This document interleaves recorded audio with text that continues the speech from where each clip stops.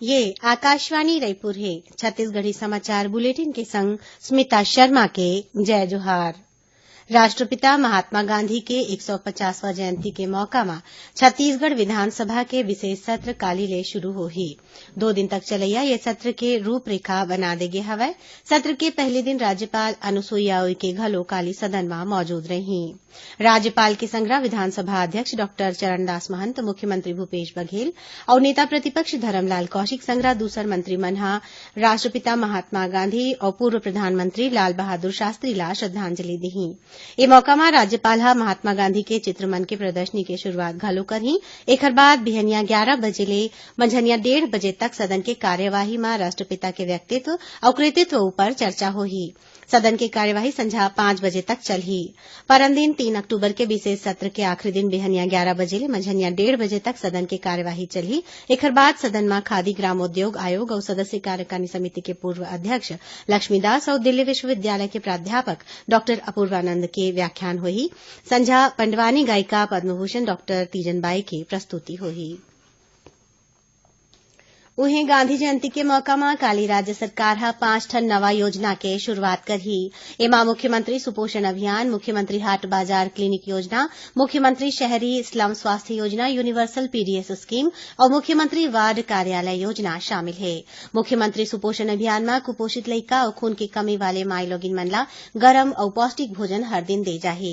मुख्यमंत्री शहरी स्लम स्वास्थ्य योजना घलो काली ले शुरू करे जावत है। एमा राज्य के 13 ठन नगर निगम के झुग्गी बस्ती मन में हफ्ता में एक दिन बिहनिया 8 बजे ले मझनिया 2 बजे तक मोबाइल मेडिकल टीम लोगन के इलाज करही, जेमा निःशुल्क दवाई घलोक दे जाही और एकर फायदा 7,80,000 लोगन ला मिलही।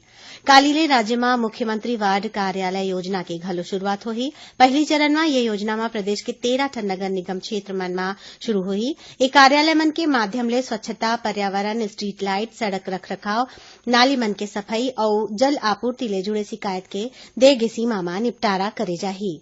यहाँ लोगन ला नवीन व्यापार लाइसेंस नवीनीकरण, संपत्ति कर, जल कर, समेकित कर के भुगतान और सामुदायिक भवन के आरक्षण जैसन नागरिक सुविधा घलो मिलही। उन्हें राज्य में काली ले गांधी जयंती के मौका में सब्बो ग्राम पंचायत में ग्राम सभा के आयोजन करे जाही, जेमा कृषि, स्वास्थ्य, स्वच्छता, पोषण और बाल संरक्षण जैसन मुद्दा के संग सरकार के योजनाओं पर गोठबात होही। इति गांधी जयंती के मौका में काली राज्य के सब्बो ग्राम पंचायत मन में जागो वोटर कार्यक्रम के आयोजन करे जाही, जेकर उद्देश्य मतदाता मन ला जागरूक करना है। गांधी जयंती के मौका में मुख्यमंत्री आज रायपुर के केंद्रीय जेल में बापू की करुणा का संचार, जेलों में सदाचार विषय पर सप्ताहव्यापी कार्यक्रम की शुरुआत करीन।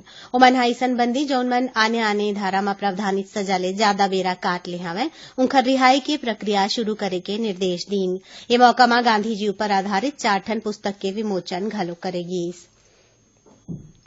राज्य सरकार भारतीय प्रशासनिक सेवा के 8 अधिकारी मन के प्रभार में फेरबदल करे है। जारी आदेश के अनुसार उच्च शिक्षा विभाग के सचिव सोनमणि वोरा ला संसदीय कार्य विभाग के सचिव के पद में पदस्थ करत राजभवन सचिवालय के सचिव के उपराह प्रभार सौंपे गे हवय। ऐसने खेल और युवा कल्याण विभाग के सचिव परदेशी सिद्धार्थ कोमल ला संस्कृति विभाग की जिम्मेदारी दे गे हवय। उन्हें खनिज साधन विभाग के विशेष सचिव अनबलगन पीला वर्तमान प्रभार के संगरा पर्यटन विभाग के विशेष सचिव के प्रभार घलोक दे गे हवय। एकर अलावा अलरमेल मंगई डी, सीआर प्रसन्ना, संजय अग्रवाल और रवि मित्तल संगरा जीवन किशोर ध्रुव ला घलो नवा पदस्थापना देगे हवय। छत्तीसगढ़ में 82% आरक्षण लागू करे जाए के मामला में उच्च न्यायालय में सोमवार के सुनवाई होइस। ये मामला में सरकार और याचिकाकर्ता के दलील सुने के बाद हाईकोर्ट फैसला सुरक्षित राखे हवय। खबर के मुताबिक छत्तीसगढ़ 82% आरक्षण दे जाए के मामला में बिलासपुर निवासी आदित्य तिवारी संगरा 3 दूसर मनखे मन याचिका दायर करे रहिन। संगे संग बढ़ाए गए आरक्षण के समर्थन में प्रदेश के कांग्रेस पिछड़ा वर्ग के महामंत्री लक्ष्मी कुमार गहवई घलो याचिका दायर करे रहिन, जेमा एक साथ सुनवाई होवत थे। विधानसभा अध्यक्ष डॉक्टर चरणदास महंत आज विधानसभा के अपन कक्ष में नवा चुने गए विधायक देवती कर्मा ला पद और गोपनीयता के शपथ दिवाइन।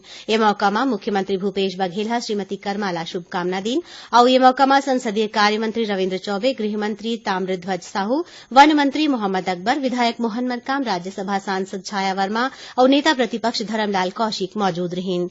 एकरे संग छत्तीसगढ़ी समाचार बुलेटिन यह सिरावत है। जय जोहार।